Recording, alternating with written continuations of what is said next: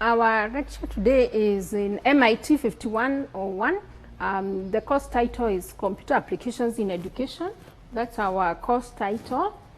And in this course, I'm your lecturer. My name is Dr. GIKANDI, JOYCE. We shall be with you through this course to be able to focus and attain the purpose of this course. Our topic today is on computer software. That's our topic. And now, remembering that we have covered other topics, all this is our second topic, it means then we build on the ideas or the knowledge we acquired in the previous lessons.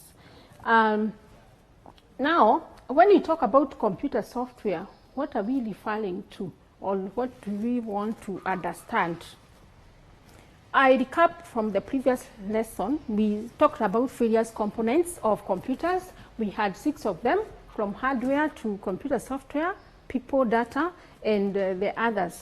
So why we have focused on computer software before data, or rather before the others, is that it will bring the basis of seeing the role of other components. So it's a key component among the other components. We said all of them are relevant, so we cannot get the real value of computing when you don't have one of them, or the computer system is not going to function. So now we come to our topic, computer software. So in this topic, we have 2 key objectives. We want to understand what are the categories of software that we have. We also want to understand what or how do each of these categories function, what do they entail, and that we are going to explore specific applications as part of software, and this will be in one of the categories, application software. So we are going to explore and see what are the commonly used software. So at the end of the lesson, then we are going to have understood that we have various categories, what is the purpose of each category, and what are examples in each of those categories, and maybe what is their area of use. And at a later lesson, then we shall continue to explore further on some related aspects. So there are 2 categories of computer software. And earlier I said computer software is a collective term. And when we say there are 2 categories, it also means each of the categories we shall mention, it is inclusive of other subcomponent is a category. So we have 2 categories, operating systems, or what we usually abbreviate as OS, or operating software. So different texts or books will call them by that term. We also have customized, or what we commonly call application software. Those are the 2 major categories. So how do each of them mean? And what does it entail? What are its subcomponents? So operating systems, in a very direct definition, they provide a link that brings together the hardware and the application software. So they serve as a link between the computer hardware and the application software. So they provide a platform on which application software run. This would mean when you have your computer, you have to start by installing our operating system, because anything else you do after that can only be done when you already have an operating system. So it is therefore a platform on which now the other category is going to be running. So that's what we call operating systems. Also note that we have various types of operating systems, like MS-DOS, meaning Microsoft Disk Operating System. Microsoft is a company that manufactures software, so they called it with that name, MS-DOS. It is not commonly in use today, but it was the earlier version. Then today we have Windows, which is commonly used, especially where we live around us. In most of developing countries, we have Windows. It's very common because of various capabilities that it has. Then we have Unix, we have Linux as other examples, and many others. These are just a few examples of operating systems. So for this course, we are going to be learning on Windows operating systems, and because the applications we are going to be learning will be hosted on Windows. So we say that you need operating systems for us to learn the other type. The other category is application software. So application software, these are simply applications users apply or use to do their specific task. So this is what you'll be interacting with every day. And that reminds us, we don't actually directly interact with the operating system, but what we interact with is the application software as we do our tasks. So when we talk about specific task, it could be a task for, as we look at the content there, of doing a document that is text-based. Then we use a specific application like word processing. That's why we have word processors.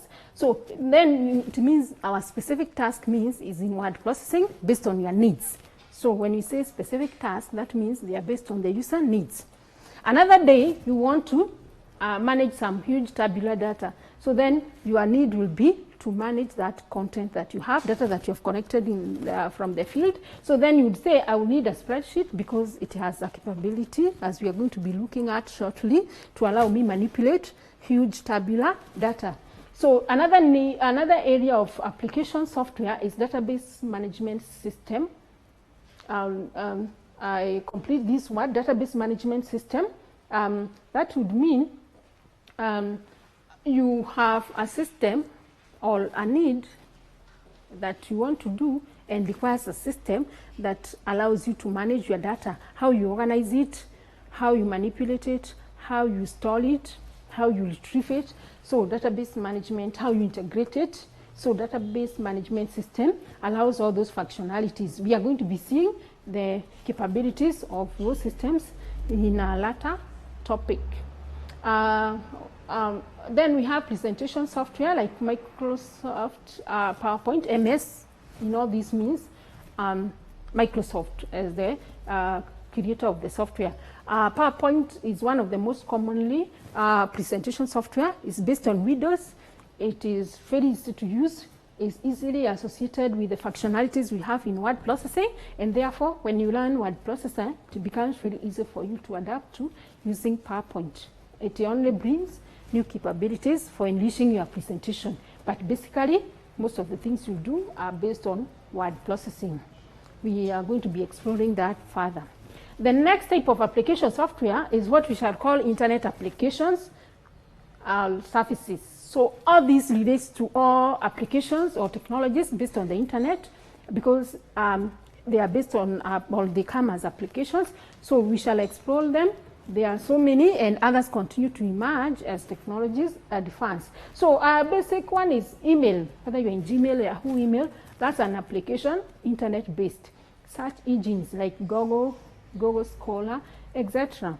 Cloud tools, we are going to be looking at what is cloud computing. So then we have graphic applications.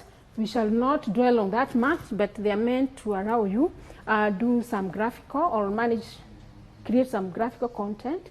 Like when you want to do a business card, when you want to do a calendar for your organization, those are applications you would use. And MS Publisher is a common one, CorelDRAW, among many others. It requires you to be more creative to be able to use those graphical applications. Of course, there are more advanced ones that you may need to learn as a specialization, but those are the most common applications, application software. And out of these, we are going to use them as a basis to illustrate or to learn how to become users of computers by exploring each of them. So let's look at each of them. Here, our purpose is to have a highlight on the purpose they serve. What do they allow us to do? What is their key strength? So it is upon that then that you know, when I have this purpose, then I can use word processor, I can use spreadsheet. So for example, word processor, they allow us to write and edit and print text-based document.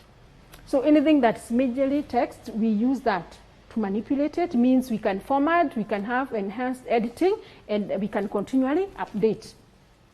It also comes with the capability of checking accuracy through grammar checks that are built in. Most of you may have used that. It allows you to remove or to be able to insert so anywhere in part of the document. That comes with what we can call flexibility.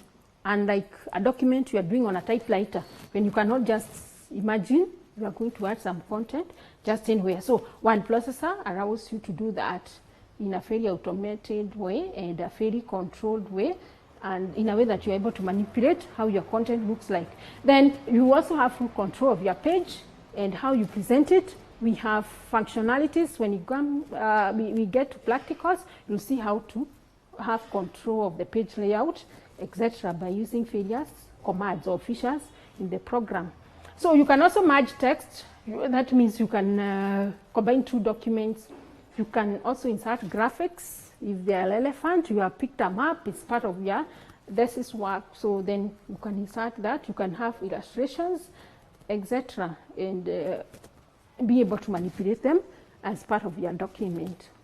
You can also have automatic table of content. That is one of the practical topics on how to use automatic table of content. You can also create tables that can do basic arithmetics, like you're doing a budget for your thesis, you're doing a budget for your workshop at work, then it can support that, but up to the level of basic arithmetic. So that is what you can do in word processors. Spreadsheet is another category of software.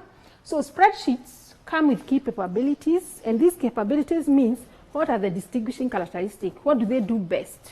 So one, they have complex computational capabilities. So you can do computations from arithmetics to advanced computations or calculations.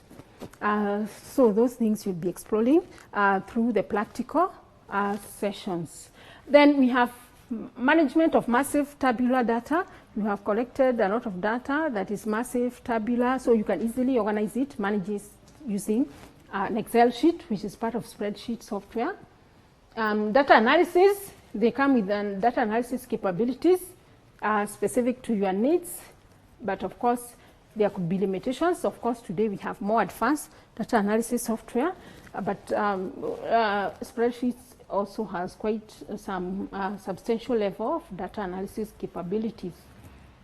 Graphical presentation. So once you analyze your data, once you manage your data, you can also be able to transpose it to graphical format. You can draw pie charts, bar graphs, and that means we say pictures speak louder than words. You can make your work more illustrative by using spreadsheets. Database management systems, we said they allow you to manage your data better, to store it better, to retrieve it better, to enhance your ability to integrate processes. So in this case, we can put their capabilities in various aspects or according to various functionalities. One, database have improved security. That means you can be able to protect your data from unauthorized manipulation. We shall be doing something on security at a later topic. Then sharing of data, it means different departments can share data. Admissions can see what the examination department is doing. Hostel department can be able to access data for students who have registered to join the university. That means they can share data to improve efficiency within the process and to improve collaboration. Data integrity means that you'll be able to know that your data is free from unintended manipulation. So you can, and it will also be correct. So integrity related to the issue of eliminating unintended manipulation. Also accuracy, so that you don't type the wrong admission number, it has to be right. So it will always give you an alert. That's about integrity. Eliminating redundancy means you don't have overlaps in the data, so that you avoid a lot of duplication. That's what we mean by redundancy. Economies of scale means it comes with efficiency to save, to be able to consolidate processes, to make them more efficiency, And it doesn't matter whether you have 1,000 students, 50,000 clients in a bank.